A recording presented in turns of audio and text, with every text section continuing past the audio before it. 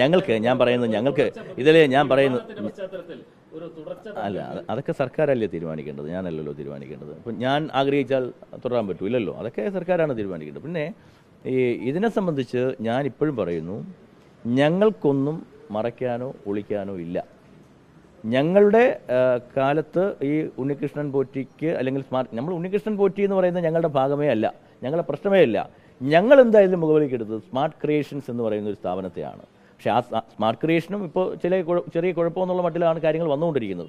ഞങ്ങൾക്കറിയില്ലല്ലോ. ഇപ്പം ഞാൻ പറയുന്നത്, നിങ്ങൾ ഈ ഉണ്ണികൃഷ്ണൻ പോറ്റിയുടെ ആദ്യത്തെ ബൈറ്റൊക്കെ എടുക്കുന്നത് ഷിജു അല്ലേ? അപ്പോൾ ഉണ്ണികൃഷ്ണൻ പോറ്റി അന്ന് പറഞ്ഞത് എന്താ, എന്തോ എല്ലാ സാധനങ്ങളും കൂടി പിന്നെ ദേവസ്വം ബോർഡിനെ ഏൽപ്പിച്ചിട്ടുണ്ട്, താങ്ങുപീഠം എന്തോ സാധനമൊക്കെ ദേവസ്വം ബോർഡിൻ്റെ ഇരിപ്പുണ്ട്, അത് കാണാനില്ല എന്നല്ലേ പറഞ്ഞത്. അദ്ദേഹത്തിൻ്റെ സഹോദരിയുടെ വീട്ടിൽ നിന്നാണ് കണ്ടെടുത്തു.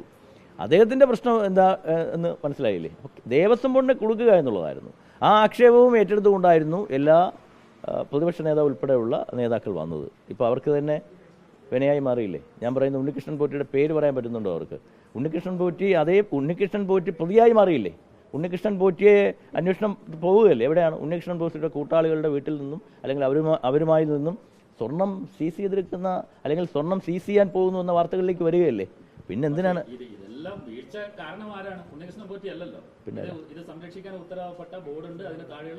അല്ല, ആയിക്കോട്ടെ. അല്ല, അതല്ലെന്ന് ഞാൻ പറഞ്ഞില്ലല്ലോ.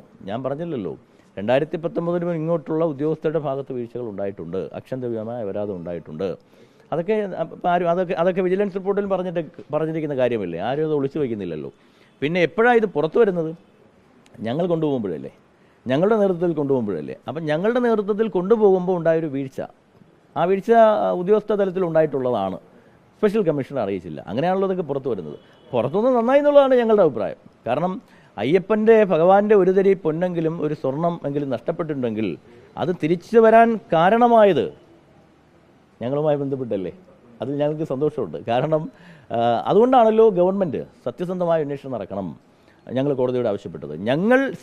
സർക്കാരും ഞങ്ങളും ഞങ്ങളുടെ സ്റ്റാൻഡിംഗ് കൗൺസിൽ വഴി കോടതിയോട് ആവശ്യപ്പെട്ടത് മുഖാന്തരമാണ് ഈ കോടതിയുടെ നിരീക്ഷണത്തിൽ ഇങ്ങനെ ഒരു മികച്ച രീതിയിലുള്ള അന്വേഷണം നടത്തി മുന്നോട്ട് പോകുന്നത്. ആ മികച്ച രീതിയിൽ അന്വേഷണം നടത്തി മുന്നോട്ട് പോകുന്നത് കൊണ്ടാണ് ഈ പറയുന്ന ഉണ്ണികൃഷ്ണൻ പോറ്റിയെ അറസ്റ്റ് ചെയ്യുന്നതും മുരാരിയെ അറസ്റ്റ് ചെയ്യുന്നതും മറ്റേ ഇന്നിപ്പോൾ എന്തൊക്കെയോ പുറത്ത് വന്നിട്ടുണ്ട്, ഇന്നലെ ഇന്നൊക്കെ ആയിട്ട്. അങ്ങനെ കൃത്യമായി പോവുകയല്ലേ. അത് അന്വേഷണത്തിൻ്റെ ഭാഗമായി നഷ്ടപ്പെട്ടു പോയ സ്വർണം തിരിച്ചു കിട്ടും എന്ന് തന്നെയാണ് ഞങ്ങൾ പ്രതീക്ഷിക്കുന്നത്.